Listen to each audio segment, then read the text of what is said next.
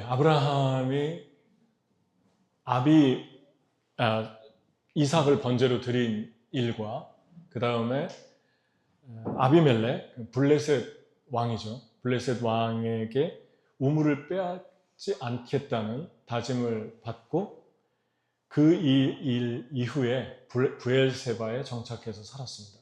브엘세바는 블레셋의 땅이었어요. 그러다가 이제 브엘세바에서 올라와서 헤브론이라는 땅에서 살게 됩니다. 헤브론은 정확하지는 않지만 브엘세바와 예루살렘의 한 중간 정도 사이에 있습니다. 근데 여기에 우리가 읽지는 못했는데 지난주 이어서 어떤 말씀이 기록됐냐면 그냥 쉽게 얘기해서 갑작스럽게 족보를 얘기하는데 리브가를 이야기합니다. 그래서 리브가가 이삭의 아내가 되죠. 이삭의 아내가 되는데 아브라함의 형제 나홀의 손녀였습니다. 어떻게 친척끼리 결혼을 했을까? 아브라함의 형제의 손녀니까 친척이죠. 이 당시에는 시족사회였고 자기의 믿음, 그러니까 하나님에 대한 순수한 믿음을 혈통을 지켜나가기 위해서 시족끼리 결혼을 했던 그런 문화였어요. 그래서 이러한 기록들을 그대로 기록을 하게 됩니다. 리브가는 이삭의 아내로 다음 장에 나오는데 그 다음 장 이야기에 나올 것을 미리 잠깐 언급한 거죠. 그리고 나서 그 사이에 오늘 읽은 말씀의 핵심은 사라가 죽었다는 것입니다. 127살에 사라가 죽었습니다. 아브라함과 나그네로 브엘세바, 헤브론, 그 다음에 세겜, 그 다음에 애굽에도 잠깐 내려가고 블레셋, 그랄, 나그네처럼 또 돌아다니는 삶을 거의 60년 넘게 계산해 보니까 갈대우르를 떠났을 때 시점에서 그렇게 살았어요. 그러니까 어떻게 보면은 여인으로서 외로운 삶을 산 거죠. 아브라함은 그래도 성경의 주인공처럼 기록을 하는데 사라에 대해서는 그렇게 많이 기록을 하지 않고 있습니다. 근데 사라가 얼마나 또 외로웠을까? 나중에 아기를 갖긴 했지만 어려움도 삶에서 많았고 그리고 아브라함을 따라서 정처 없이 그렇게 하나님만을 따라가면서 살았던 여인이죠. 그런데 사라의 빛나는 부분이 한 3가지 정도를 우리가 성경에서 크게 볼 수 있습니다. 사라의 빛나는 부분이 어떤 부분일까? 첫 번째는 아브라함을 따라서 떠났다. 아브라함도 하나님을 따르고 위대했지만 사라가 묵묵히 반대하지 않고 따라줬던 거죠. 두 번째는 이삭을 드릴 때 사라의 어떤 저항이 보이질 않습니다. 사라가 그냥 순순히 남편을 순종하면서 이삭을 잡도록 해줍니다. 이삭을 바치도록 해줍니다. 사라도 대단한 거죠. 엄마가 그걸 알고 가만히 있겠습니까? 그리고 그걸 몰랐겠어요? 세 번째는 오늘 말씀의 죽음인데 이 사라의 죽음조차도 한 장을 할애하면서 이 사라의 죽음을 통해서 하나님의 영광을 드러내고 있습니다. 죽음조차도 하나님이 사용하시고 있는 축복을 사라가 받게 됩니다. 그 영광이 무엇일까? 첫 번째 보면은 아브라함이 사라를 장사하려고 그 막벨라 굴을 요구하게 됩니다. 헤브론에서. 근데 그 헤브론은 헷 땅이었어요. 여러분 헷은 누굽니까? 여부스, 아모스 이렇게 여러 부족이 살았는데 헷은 함과 가나안의 후손이에요. 함과 가나안은 소돔과 고모라의 혈통과 똑같습니다. 소돔과 고모라의 조상도 함과 가나안이죠. 그러니까 헷이라고 하는 이 족속을 잘 보면 헷 족속은 우상 숭배하고 또 하나님을 모르고, 그리고 특히 소돔과 고모라를 보면은 삶이 문란했죠.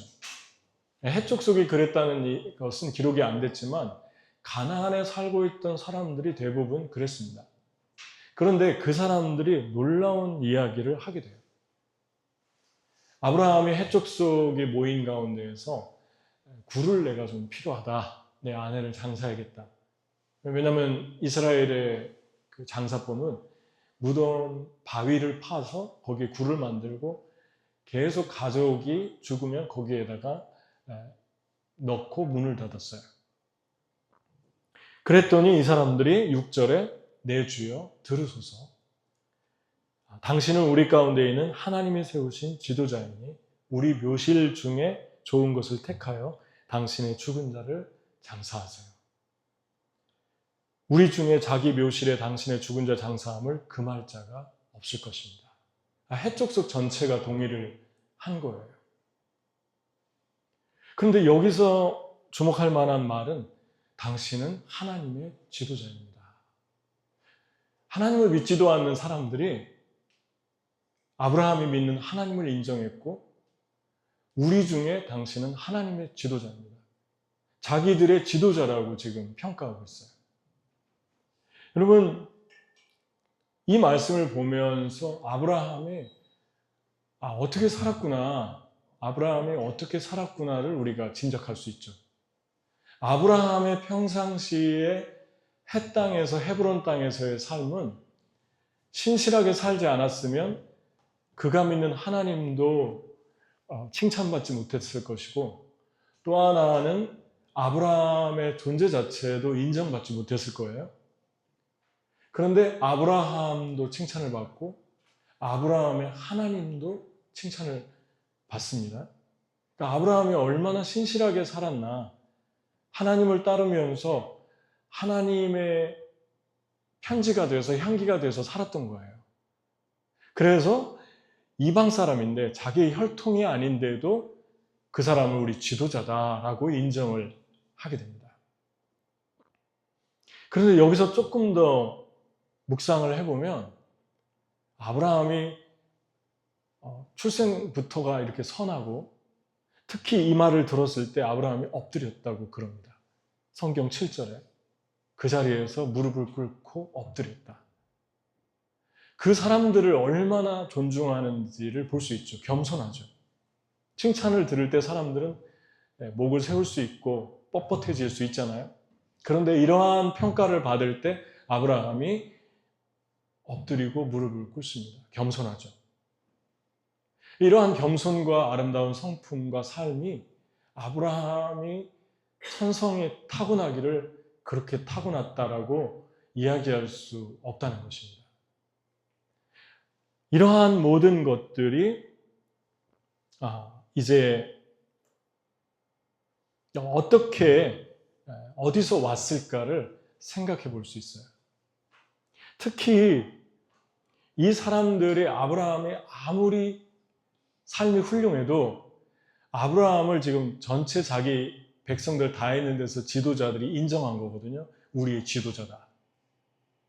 그러면은 그 선포는 그 땅에 살고 있는 백성들에게 공식적으로 인정한 거잖아요. 공식적으로 인정한다는 것은 아브라함의 말을 들어라, 아브라함의 영향력을 받아라, 그런 얘기인데, 이 사람들이 왜 이런 위험한 말을 했을까요?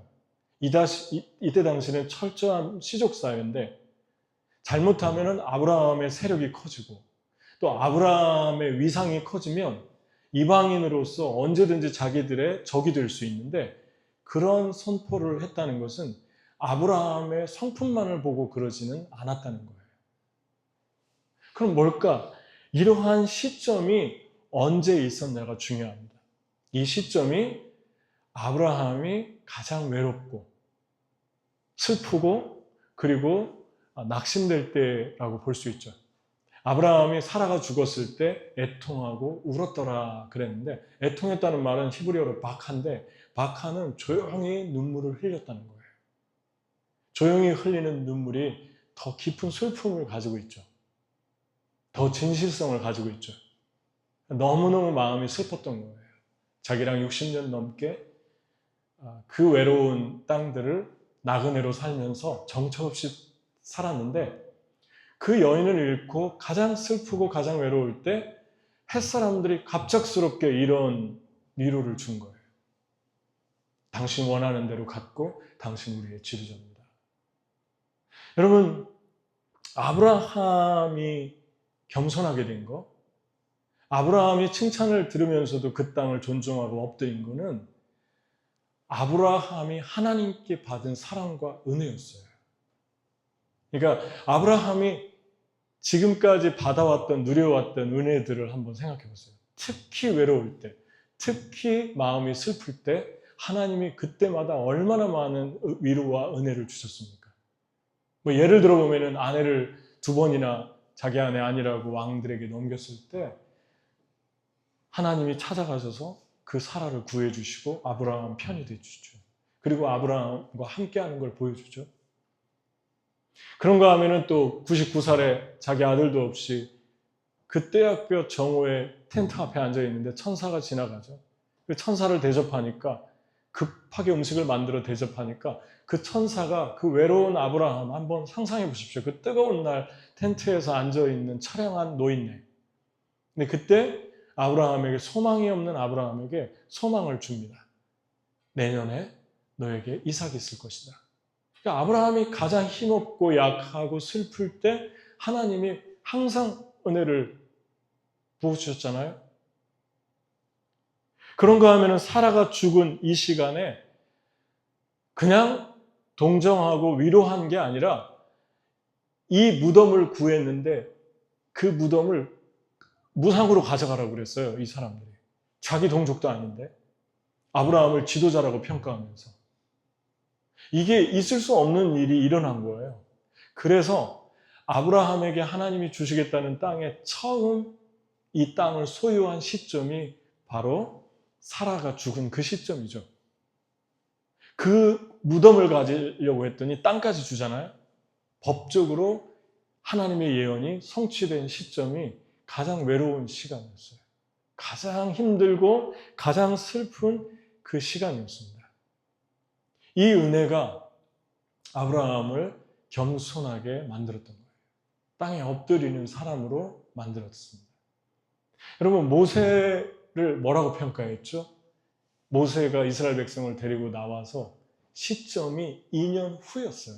하나님이 모세를 보시고 이 땅에서, 조금 과장된 듯할 정도로 말을 하잖아요.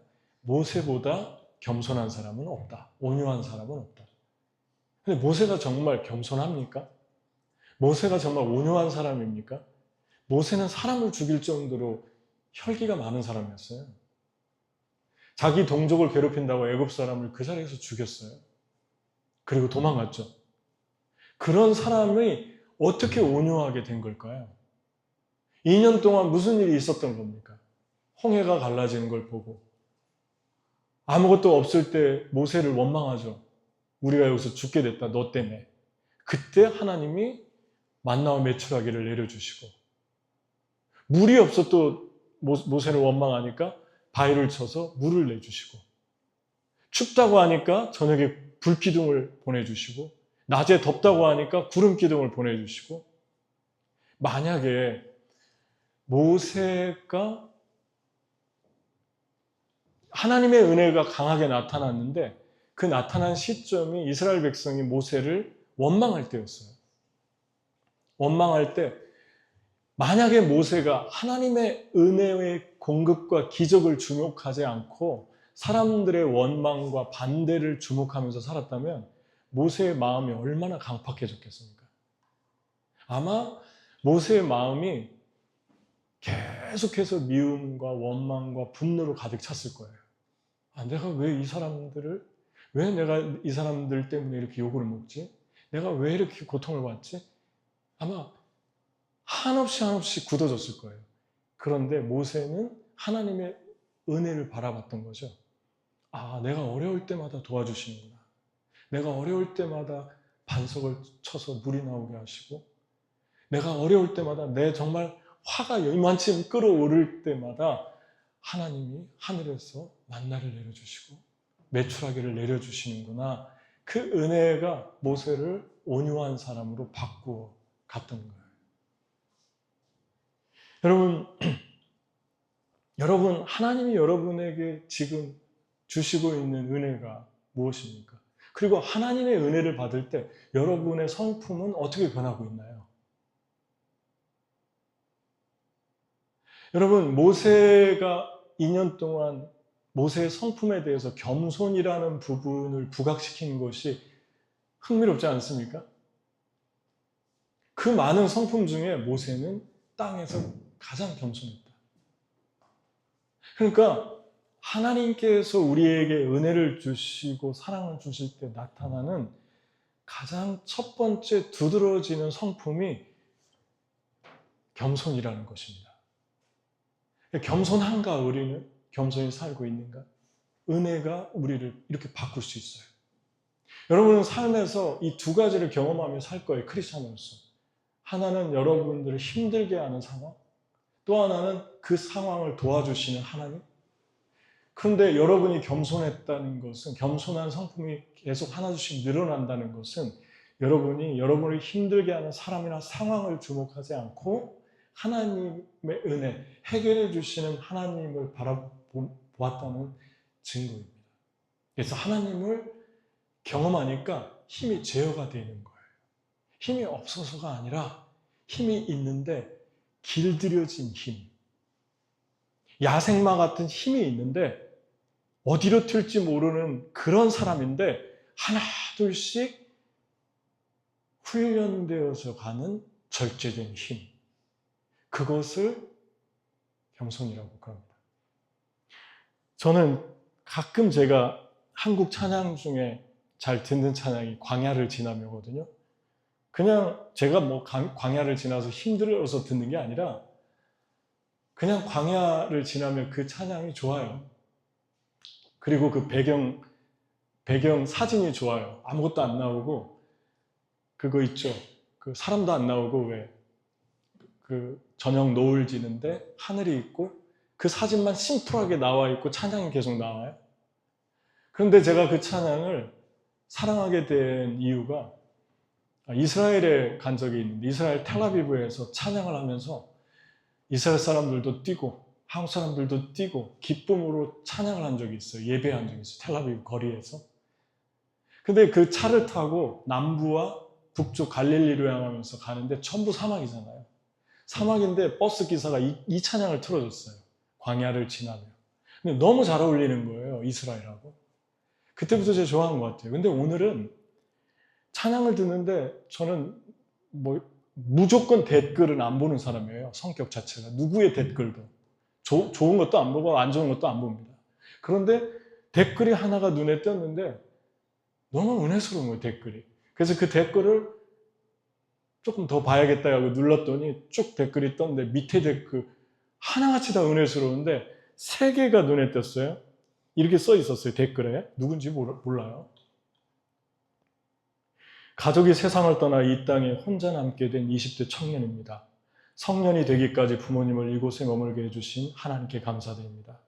연락할 리 하나 없는 이 땅에서 기댈 곳은 하나님뿐입니다. 이 보잘것없는 목숨을 주의 뜻대로 사용케 하시고 길을 인도하여 주시옵소서.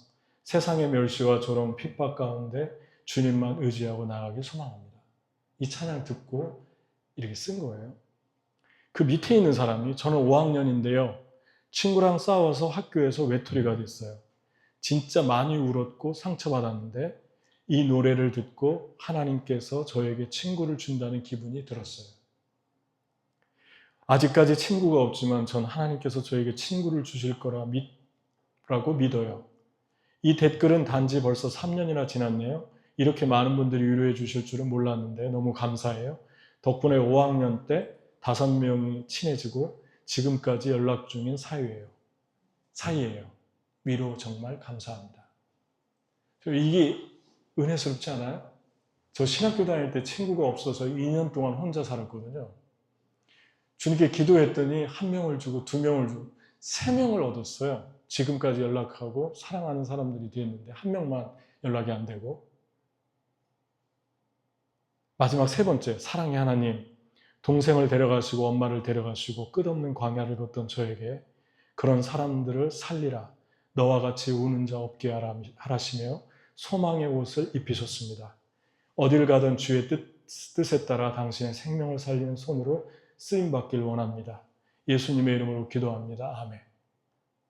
광야를 지나면 그 찬양 밑에 댓글들을 한번 보십시오. 너무너무 은혜스러워요. 그리고 제가 한 가지 알아가는 게 한국에 너무 외로운 사람들이 많구나. 너무 사랑이 필요한 사람들이 많구나를 점점 깨달아가는 것 같아요. 저는 최근에 하나님이 주신 은혜가 저를 무너뜨리고 깬 그런 경험 하나만 나누면 오늘 새벽에도 깨지고 왔어요. 5시에 일어나서 기도하는데 하나님이 귓전에서 한 마디를 계속 울리게 해주는데 계속 회개하면서 울었어요, 제가. 이게 뭐냐면 저희 그 손주가 와서 놀고 말도 안 들을 때도 있고 그런데 응급실을 갔어요, 엊그저께. 갑자기 너무 아파가지고. 그래서 막 응급실 데려가고 막 오고 진이 쭉쭉 빠지는데 이제 갈 날이 다가왔죠. 어제 갔어요. 그러니까 갈 날이 다가와서 차에다 태우고 아침에 일찍 1대1로 걔하고 나만 내려와서 먼저 내려와서 차에 태우고 이제 식구들을 기다리는데 제가 너 이제 오늘 공항에 가서 이제 할아버지도 못 보고 할머니도 못 보는데 어떨 거냐 그랬더니 그 아이가 갑자기 이상한 딴 사람이 된 것 같아요. 제 턱을 이렇게 만지면서 턱을 이렇게 자꾸 만져요. 그러면서 이렇게 만지면서 Don't worry 하지, Don't worry 하지. 근데 깜짝 놀랐어요. 어떻게 얘가 이런 말을 할까? Don't worry? 뭐 우리나라 말 같으면은 34개월 된 애가 걱정하지 마 할아버지, 걱정하지 마 할아버지 이렇게 얘기하는 거 아니에요? 그래서 나는 지금 걱정이 없는데 네가 그냥 공항에 가서 조금 슬픈데? 뭐 그런 생각인데 얘는 왜 이런 얘기를 했을까? 너무 신기했는데 조금 있다가 Go away, go away 하면서 저를 밀어내더라고요. 그래서 이건 얘가 한 얘기가 아니라 하나님의 감동이었나 보다. 그리고 제가 보내고 이제 좀 지친 몸을 쉬어야 되잖아요. 집에 와가지고 쉬고 새벽에 기도를 하는데 계속 Don't worry, don't worry 그 말이 떠오르면서 눈물이 계속 나오는 거예요. 근데 왜 Don't worry라고 했을까? 주님이 이런 마음을 주셨어요.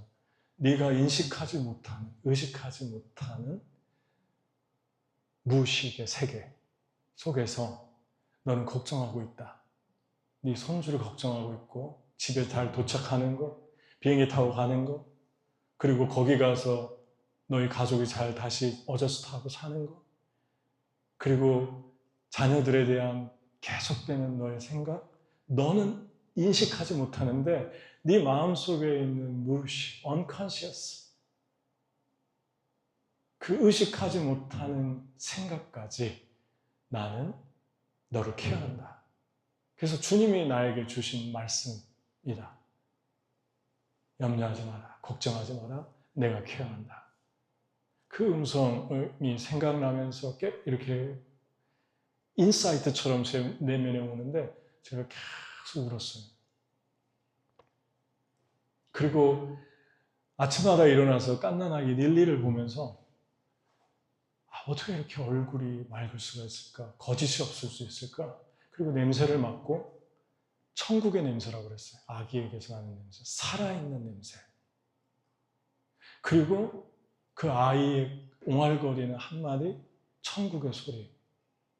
제가 얼굴이 펴지고 긴장감이 풀어지고 그러면서 제 안에 있는 강팍함, 교만함, 자만함 그런 것들이 한없이 제 안에서 떠오르는 거예요. 나는 왜 이렇게 거짓이 많을까? 나는 왜 이렇게 교만할까? 나는 왜 이렇게 자만하게 됐을까?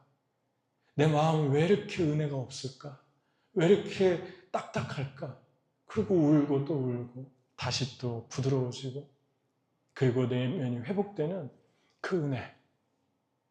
하나님의 은혜가 겸손하게 만드는, 내 영혼을 다시 낮아지게 만드는.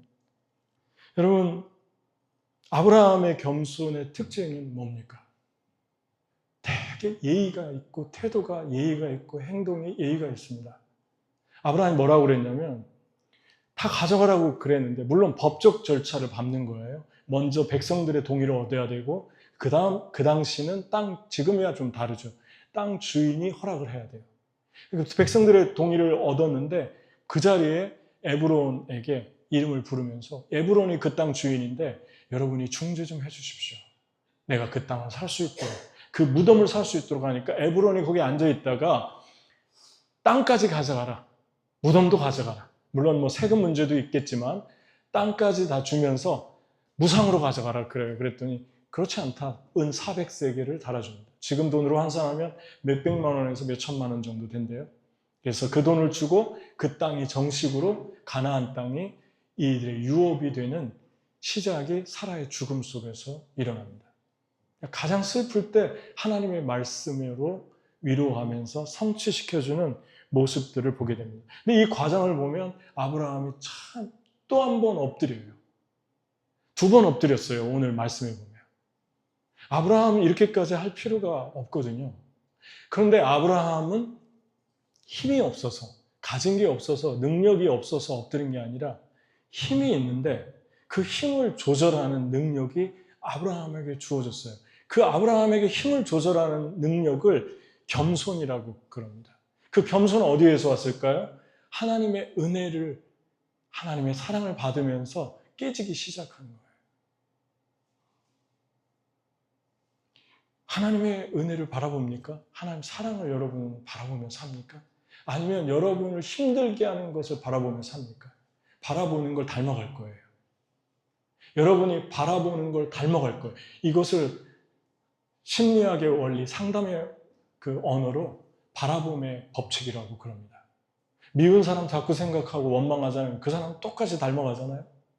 그런데 반대로 사랑하는 사람을 생각하면, 나를 사랑했고 나를 아끼고 나를 정말 소중하게 생각하는 사람을 바라보면 그 사람을 닮아갑니다. 바라봄의 법칙. 그래서 겸손이라는 말이 언어적인 걸 보면 헬라어로 프라우스예요. 프라우스는 우리 주님이 이야기한 그 단어입니다. 온유한 자는 복이 있나니 저가 땅을 기업으로 받을 것이라 할 때 그 온유가 프라우스예요. 프라우스는 어떤 말이냐면, 정확하게 한마디로 해석하면 그 의미가 길들여진, 제어되는 힘이에요. 그게 humbleness. 그래서 아리스토텔레스가 길들여진 말과 같다 그랬어요. 온유한 자는 길들여진 말과 같다. 그래서 길들여진 말을 표현할 때 사람에게 쓰지 않고 프라우스라는 단어를 썼는데 시간이 흐르면서 사람에게 적용했던 거예요. 처음에는 말에게만 썼어요. 사나운 말, 길들여진 말. 저도 말을 타봤는데 2종류의 말이 있죠. 말을 타면, 몽골에서 말을 타면 어떤 말은 정말 무서워요. 아무리 고삐를 잡아당겨도 아플 텐데도 자기 멋대로 끌고 가가지고 제가 엉뚱한 길로 간 적이 있어요. 계속 끌고 다녀요, 사람을. 이걸 아무리 잡아당겨도 아플 텐데, 코로 끼워서 고삐를. 근데 정말 무섭죠. 근데 제어된 말은 정말로 멋있습니다. 제어된 말은 준마죠. 훈련된 말은 힘을 절제하면서 달리는데 너무너무 멋져요. 그 매력에 빠져서 정말 말을 타면 너무너무 영혼이 회복되는 것을 경험합니다. 히브리어도 마찬가지입니다. 아나바라는 말인데 낮추다, 굴복하다, 제어하다 이런 뜻을 가지고 있어요. 자기를 굴복시키는 거죠. 하나님께. 말씀에 굴복시키는 거죠. 여러분, 영어는 뭡니까? 영어는 humility. humility라는 말은 humus, 라틴어 발음에서 왔는데 humus.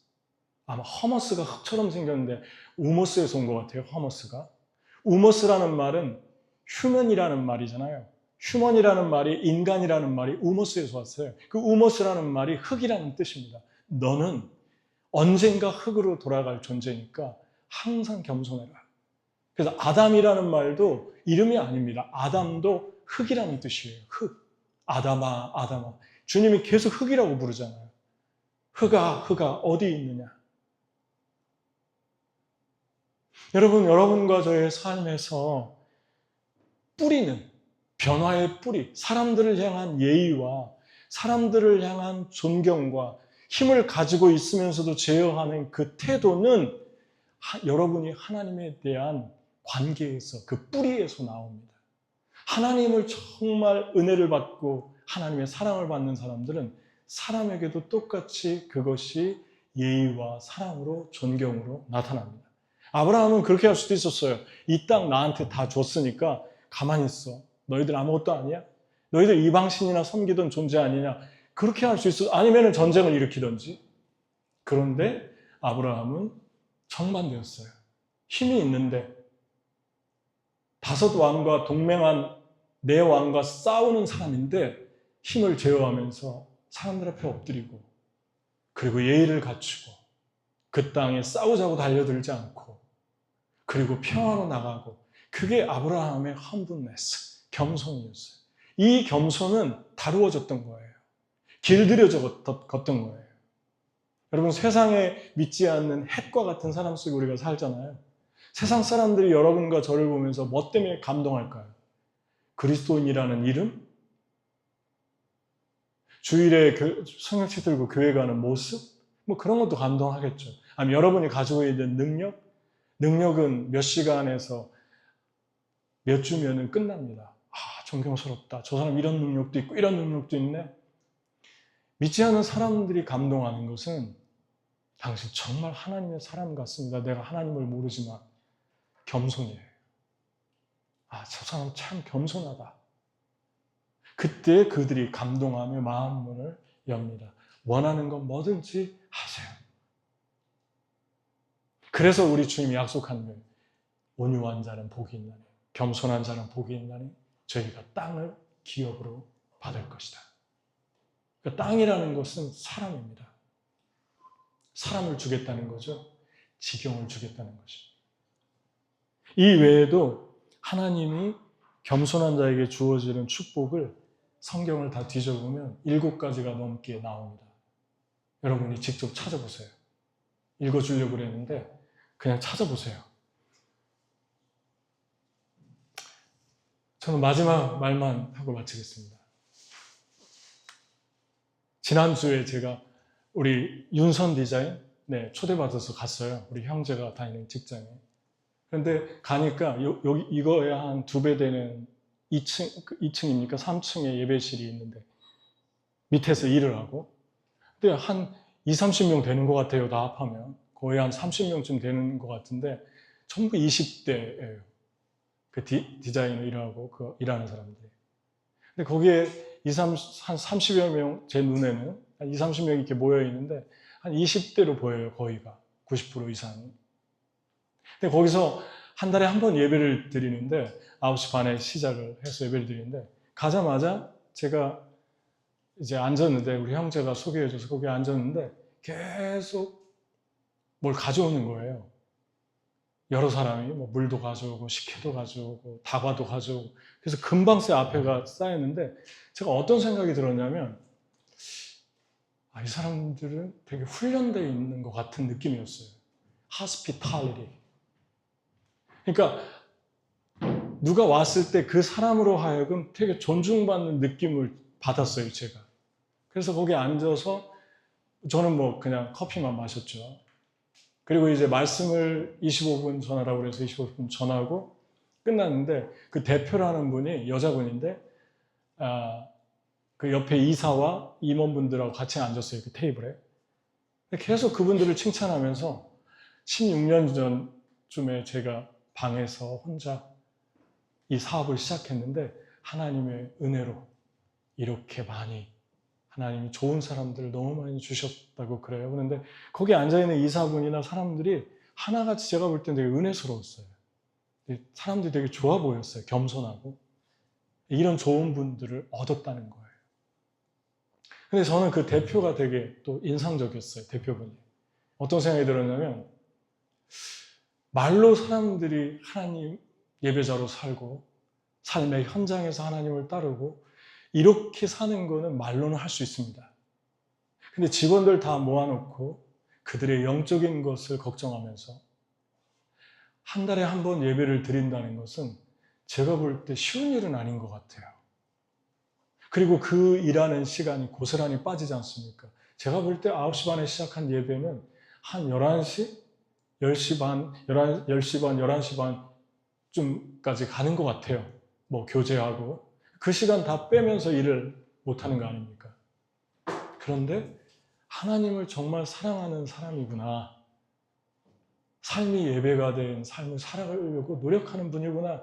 그런 모습이었어요. 그리고 거기에 예배를 드리는 젊은이들이 눈빛이 살아있고 한국에 이런 젊은이들이 있다는 것이 안 믿길 정도로 너무 신실했어요. 눈빛이 살아있었어요. 제가 볼 때. 여러분, 제가 더 많이 은혜 받고 왔는데 하나님이 보시기에 얼마나 아름다운 공동체인가 그런 생각을 했어요. 여러분, 겸손은 참 겸손하다. 전체 분위기가. 겸손은 사람의 마음을 이렇게 위로하고 따뜻하게 하고 풀어주는 힘이 있습니다. 적용을 하고 마칠까요? 여러분, 하나님에 대해서 길들여지고 있습니까? 여러분의 가진 힘은 제어되고 있습니까? 그렇다면 여러분의 모습이 삶을 대하는, 사람을 대하는 모습이 아마 예의롭고 진중하고 그리고 상대방의 존경심을, 존경을 받고 있다라고 하는 그러한 흐트러짐이 없는 관계, 무례히 행하지 않는 관계로 그렇게 살아갈 겁니다. 말도 행동도 그렇게 살기를 힘쓸 거예요. 그건 위선이 아닙니다. 그것은 사람을 기분 좋게 만드는 신선함입니다. 두 번째, 우리는 하나님의 은혜로 겸손해지고 있는가? 하나님이 주신 은혜를 바라보는가? 아니면 나를 힘들게 하는 것을 닮아가는가? 세 번째, 하나님이 준 땅의 사람들을 존중하는가? 아브라함처럼. 같이 기도하겠습니다.